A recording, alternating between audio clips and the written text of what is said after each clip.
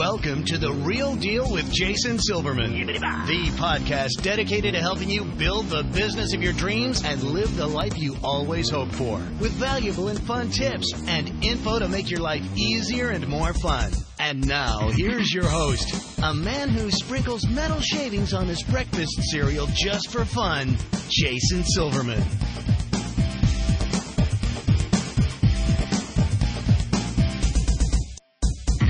Hello, everybody, and welcome to The Real Deal with Jason Silverman. I'm your host, Jason Silverman, and I'm thrilled to share some time with you again today. As you know, I'm always on the hunt for interesting as well as super smart real deal guests, and I got to tell you, today's show is a home run. I want to introduce my listeners to somebody who's truly been there and done that, and I'm excited to pick his brain for both your benefit as well as my own today. Now, for the folks who I work with in any of my coaching programs or through Powerful Words Character Development, All-Star Cheer Sites, or the Jason's Army Mastermind Group, you know how much I focus on the importance of effective leadership, right? Well, the show is going to help us to do just that. So today it's going to be my honor and privilege to share an amazing resource with you. You're going to love today's guest. He's got a ton of valuable information about what I consider to be a super hot, super relevant, and super important topic to help you succeed. So strap yourself in. Today's show is going to be a blast. As I'm sure you already know, I'm committed to helping business owners just like you to become more successful, enjoy your career more, and in general, make your life significantly more fun. We only get one ride on this merry-go-round, and we want to make sure that it is one hell of a ride. Alrighty, boys and girls, it is now that time. I want you to stop surfing Facebook, put away your phone, your tablet, your dog, your cat, your spouse, your significant other, anything that might possibly distract you from today's show. You're about to get some great and immediately implementable information, and I don't want you to miss a second of it. So, before we officially get going, let's do this. Let me give you a little bit of background about our special guest today. Ken Wrede is an international business executive and entrepreneur with a background in overseas business, consulting, and startup companies. He has 27 years of cross-cultural experience in the U.S., South Korea, the Netherlands, Spain, and France. He was a founder and principal executive in 4 European startup companies and is a principal executive to two additional startup companies. Ken writes extensively on leadership and leadership modeling. Ken writes in a blog on issues concerning leadership, business, and critical thinking. He has professional experience in a variety of industries, including the military, international business, startup companies, and international security. Ken attributes all the success that he's enjoyed to strong leadership principles and the development of the most important resource, people. Ken, welcome to The Real Deal. I'm thrilled to have you today.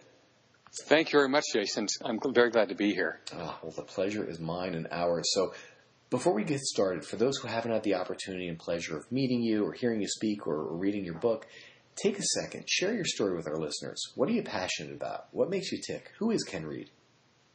Well, that's a pretty broad topic. I have to laugh because, I'm embarrassed. I'm like the worst guy to have at a party because I take almost every opportunity for every conversation to turn around for leadership. And I know that's terrible, but the thing about it is that my experience with leadership is that I've met some very, very good leaders, and they're very good natural leaders, and they could never benefit from me.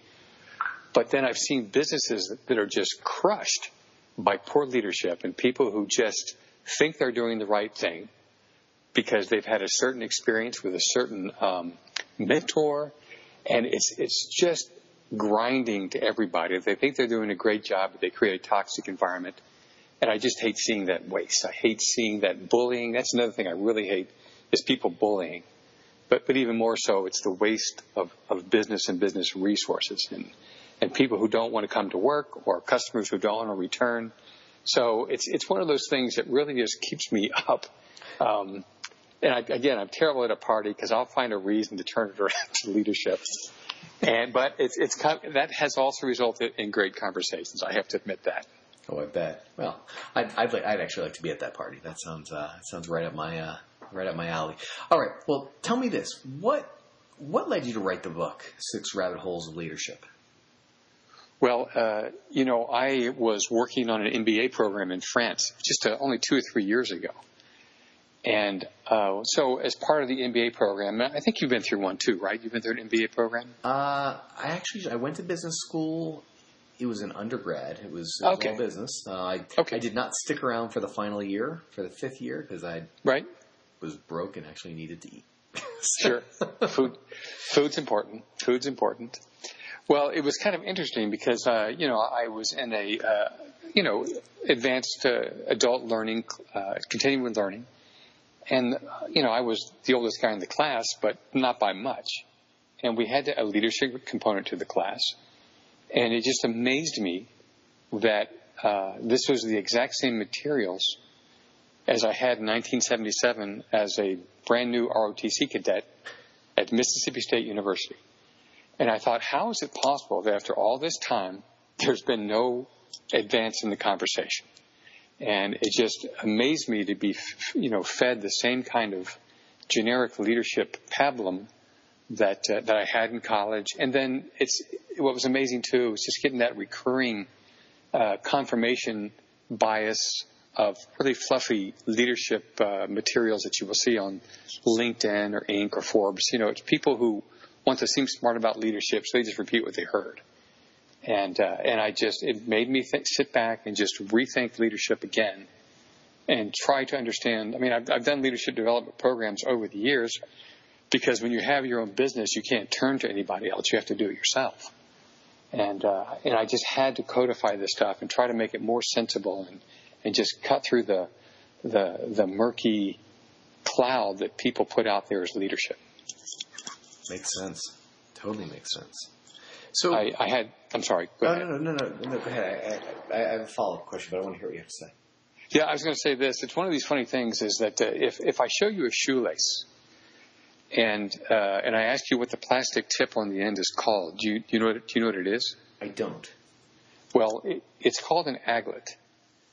So it's amazing that you have the tip of a shoestring that has a specific name and description. But in leadership, everything is leadership. It's, is it an adjective? Is it a noun? Would you hire Michael Phelps to come to your business to talk about leadership when he has never run a business in his life? And his whole company is Michael Phelps. He only had to lead himself. Now, I'm not saying this was not an inspirational guy with a lot of, amazing experience, but, is his leadership in his field the same as what you need to run a business in your field? Right. No, it's not. Crazy. Yeah. But people will hire them. And they're compelling speakers. And, I'm the first guy to sit and listen to them speak because it is fascinating to hear their story. Yeah, totally get it. But for a different reason. Absolutely. Now, anytime I talk to anybody about leadership, I'm always curious in the backstory. So what was your specific path from follower to leader? Well, it's one of those interesting experiences in that I shouldn't say. I make it sound like I'm fascinating. But, when you're going into the military, you're going to be in a leadership position because that's just part of the game. So you're going to be exposed to leadership training and leadership, conditions. So that it's an aspect of what you're going to have to do. And as good as the military training is in terms of leadership development, the way you really learn is by experience. So the system is set up. There's a culture that will protect brand new privates from being stupid brand new privates, and they'll protect brand new lieutenants from being stupid brand new lieutenants.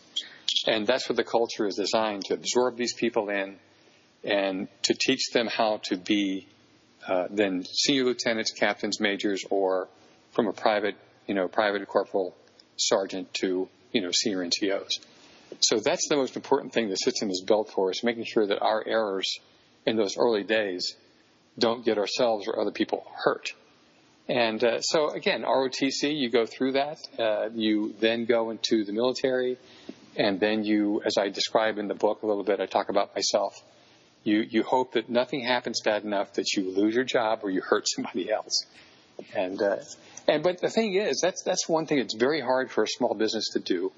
And for large businesses, they don't plan for it, which creates then a situation where somebody who's a bad leader can fail to the point of crisis instead of recognizing that they're failing and then absorbing that failure in a certain way.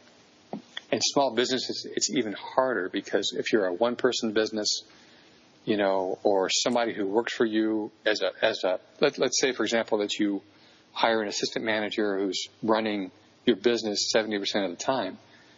And if they're treating your employees or your customers badly and you don't correct that, that could drive your business to crisis or even drive you out of business.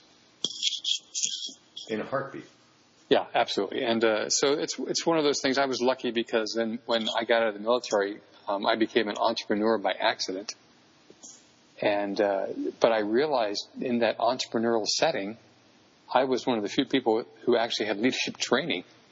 And I spent a lot of time then focusing on the things I learned in my time in the military to being a good leader and creating good business culture in the business that we were in.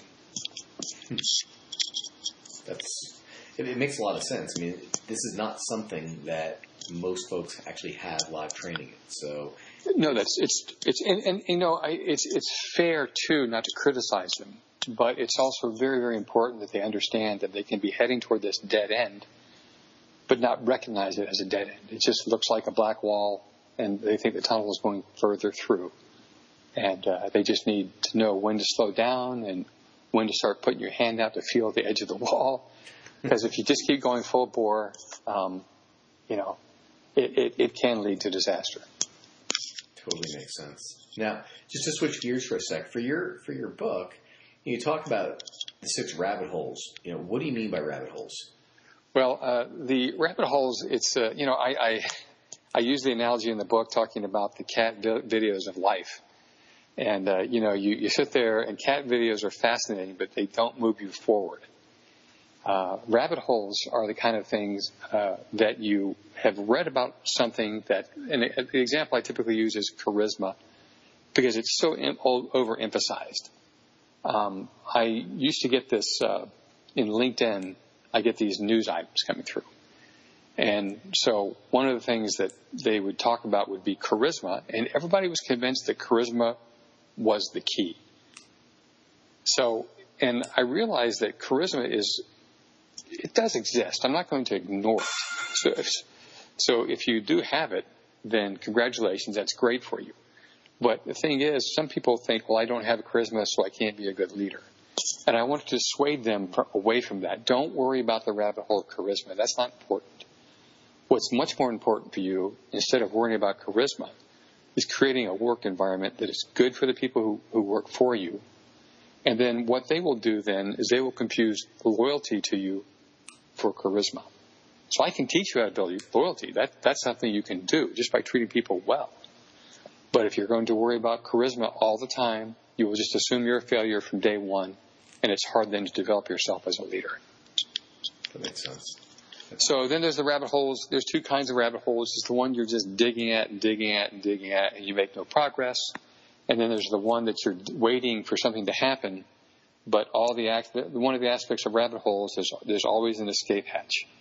So that means while you're waiting at this rabbit hole to be considered a wonderful leader, everybody around you is getting promoted because they're actually doing the things it takes to be good leaders.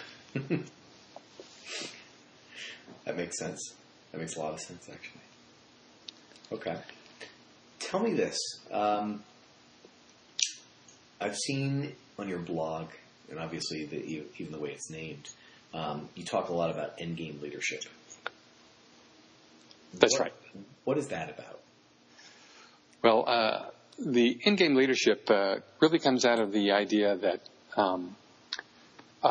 first off, leadership is always a personal development thing.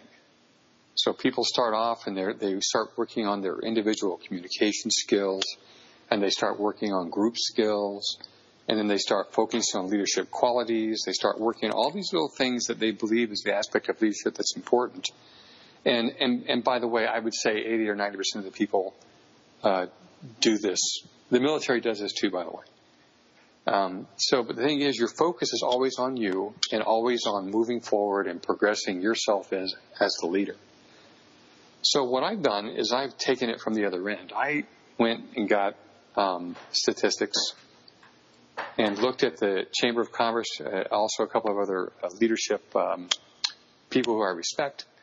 And their statistics is basically this. 50% of all businesses that start will fail within 5 years. That's a fairly well-accepted statistic. Now, half of that 50% will fail because of leadership issues. That's crazy. So this is the unforced errors of business, is that you're failing because of leadership problems, not because of the economy, not because of the marketplace, specifically because of leadership issues. And that just flabbergasted me when I saw that. So my point of view then was, I can't control the economy and I can't control the marketplace, but I certainly can take a look at the leadership issues and work backward from there. So let's just give one reason for failure is a toxic work environment. That's totally avoidable. And it's by then managing the culture of the leaders and how the leaders are managing the culture of the business.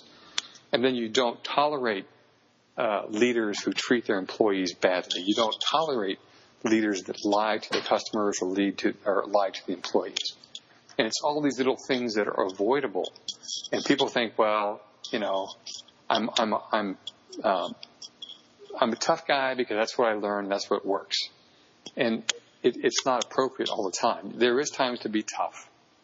But again, what the academia suggests is that the most effective leadership style over a long period of time is an affiliative leadership style where you're working shoulder to shoulder with people and guide them through the proper things.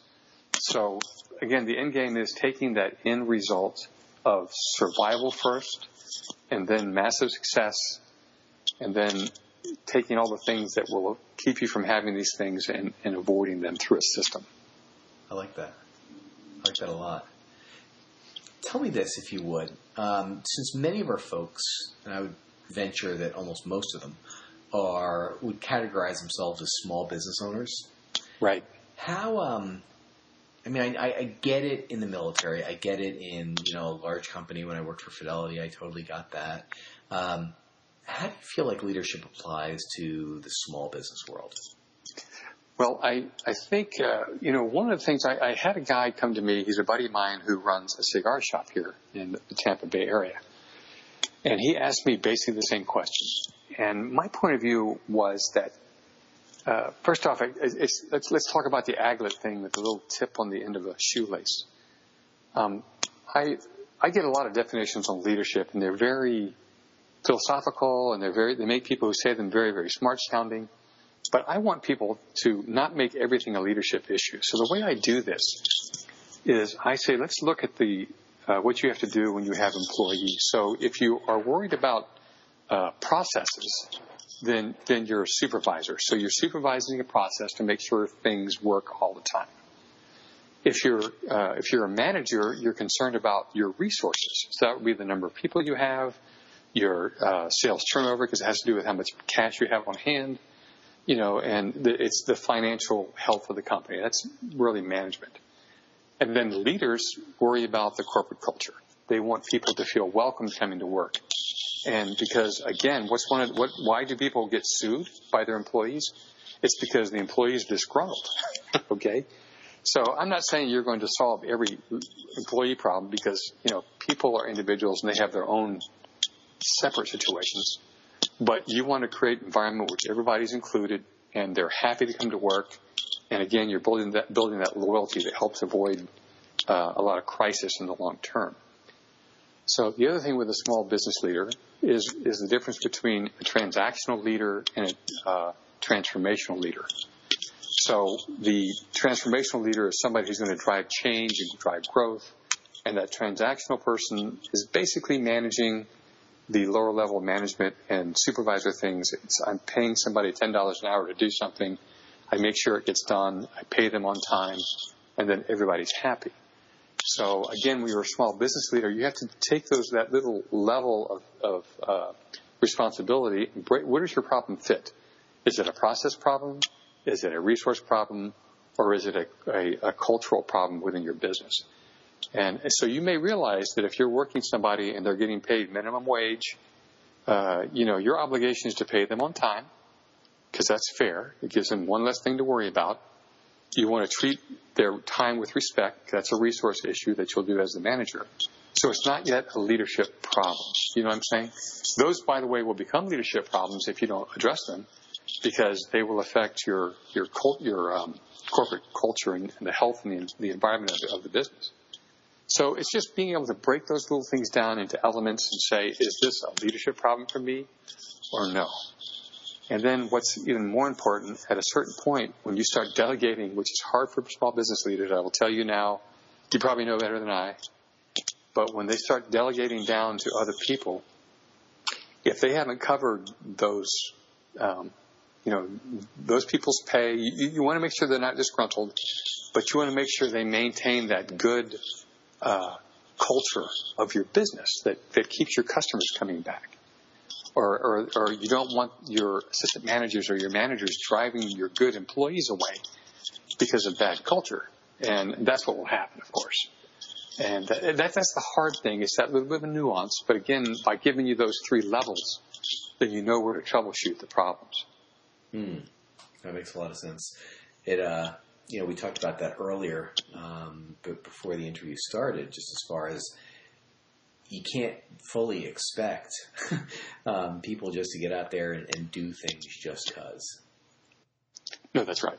You're absolutely right. And well, I remember when I started I started a couple of telecom businesses in Europe. You had that in the intro. Yep. But so one of my businesses was a telecom company in Spain, and I was hiring key people because we were a startup company. So I was hiring somebody to do my engineering, somebody to do my customer service, and I really spent 4 days with each one of those people when they got hired in, because we were building everything from scratch. All the processes, how we dealt with the customers, the billing of the customers, the customer complaints, everything was from scratch. And so what was important is I sat down with them at their desk, went over the software that we were using, making the modifications that we needed to make. And they said, well, I've never had anybody do this with me. Why are you doing this? I said, well, you're key to me. You're so important to the business. You're important to me. I have to sit down with you right now and go over these things and just, do some gaming on what we think will happen if a customer calls. And when we do that, you understand the way I think about something and you take over my values. And at a certain point, if I'm not around for you to ask a question, I'm trusting you to make the best decision, but you're going to say, okay, what would Ken do in this situation? And if you can answer that, I say, so please come to me in the first month or two. So they would come and, hey, I thought about this. What was your idea? I'm going to do it this way. Perfect. That's what I would do. And they'd go, okay, great. So that confirmed, their own thinking processes. And that's just the way at a certain point I didn't have to worry about billing. I didn't have to worry about customer service. I didn't have to worry about the system engineering, because these guys understood where I was coming from. And I know that you can't do that all the time. But anytime you hire, for example, in a small business, a manager and assistant manager, make it about the business. Make it about being a good place to work. Think in those lines, and then spend your time with that person making that happen. So they understand the process, they understand the resource they have, and then they always maintain that good culture that you want to have. Fabulous. I just want to make a quick comment. I talk about culture all the time. I'm sorry to interrupt you, but this just irritates me. So you're in business school, and if you ask people who are business leaders or people who are taking MBA programs, and they're taught this. So what are strategic elements of your business? So what do you think? Give me 2 or 3. Well, strategic elements obviously is your marketing, your lead generation, your lead conversion. So that's sales, right? Marketing, sales, 2 separate things. You've got your management. Management, right? You've got your money, as far as your... Right, so I'm going to count that as your finance again. Okay. But that's good. So. And then actually your HR. Oh, right, very good. So this is your people capital, right? So what I am amazed about is whenever you, again, and I read a lot of articles on leadership, they always talk about how important leadership development is for continuity and all these things. They talk about how important their culture is because they feel that's a strategic resource to the business. So in a large company, I'll have a senior VP for your finance, senior VP for sales, one for marketing, one for operations, HR, and nobody is a senior vice president of culture. Nobody protects the culture of the business. And in principle, it usually falls to the HR people who have absolutely no authority over the other people. So the HR people are told, okay, you're in charge of culture. Well, I can't correct the senior vice president of sales, and he treats all the sales guys like crap. Okay. So it's just one of those fundamental things that, I understand it. But if you're going to tell me something is strategic, but you pay no strategic attention to it, then you're just repeating some article you read someplace. That's actually it's so interesting. I mean, when I think back to anything we were ever taught, I mean, obviously you're going to inspect what you expect, but if you have nobody to actually even look at that, nobody who's in charge of making that aspect successful, it's like sure. I talk to people all the time who say, all right, tell me about your revenues. Well, I don't really know how to answer that question. Well, do you have anybody tell me about your sales? Well, I don't have a salesperson. Right. Well, then how do you make sales? Well, we really don't make a lot of sales. Right. Well, dear Lord. Okay, we'll fix that, but it's no different for the culture. Like, who's in charge? I mean, a culture that kind of just creates itself without any sort of direction or purpose. No, it's so true. And, when somebody says, yeah, well, we have a great culture because we have foosball tables and ping pong tables, I'm going, really? Yeah. So did my college dorm had the same thing, but it was not the place I want to work. Exactly. Oh, it's fabulous. All right. It is time for our resource of the week. So, Ken, tell me this. How can my listeners find out more about you and how you help entrepreneurs to succeed? Where can they grab your book and stuff like that? Where can they find you online? Well, my website is ingameleadership.com. I think the best way to find out a little more about me is to probably go to my blog, ingameleadership.com/blog. And that really talks about a lot of the philosophies that I'm pursuing. And I'm very big on critical thinking and using critical thought to drive decision-making processes. And so just go in there, and I know for a blogger they're too much, but I feel as if they're so important for people to get that understanding and background, just basically the stuff we're talking about today. I also have my book is available on Amazon, both in a physical and digital form, and that's The 6 Rabbit Holes of Leadership. Please, if you'd like to, contact me at ken@leadership.com. I have a little brochure I'm happy to share. Just mention what you want. And the brochure is the 10 red flags of poor leadership. And if you want just to go through the first 4 chapters of the 6 rabbit holes of leadership, I'm very happy to send that out to you too. And if you like it, then please go to Amazon afterward and buy the book. Perfect. That, folks, this is a no-brainer.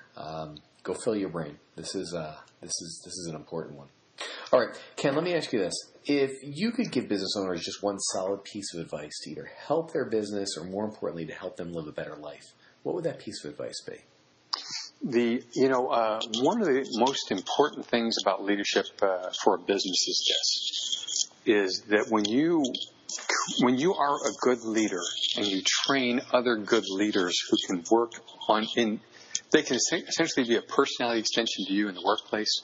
It gives you the opportunity to develop a little more balance in your life because you've created people who you can trust to delegate things to, that's hard for a new business owner. And then just make that opportunity for them to be you, and you need to go and get your brain switched off, focus on your family, focus on your hobbies, focus on growing your business. And let me just tell you a quick story. It's a great story. Yeah, go ahead. So one of the businesses I was involved with in Spain was not my business, but I was one of the key people in there. And it was a startup telecom business in Barcelona. And there was a guy who, he suddenly got an investor for $100,000 to start a business. And so it was a telecom business. I came in to work for him, and I said, I'm going to spend all your money in 2 or 3 months. He says, what? I said, yeah, because we need to get this thing rolling. And so he says, okay. So he's busy working on the finances. The CFO is busy working on the bookkeeping. And the bookkeeping lady is busy answering the phone, handling the mail, doing all the admin stuff in the building. And so I went to my friend. I said, look, man, if you hire some young person to answer the phone and handle your mail, and it's only going to cost you maybe, at that time it was not very expensive, maybe $15,000 or $20,000 a year, then, you know, you can grow your business. And sure enough, they hired somebody. And then all of a sudden, the woman who was responsible for bookkeeping started doing the bookkeeping. And then the CFO started doing the financials.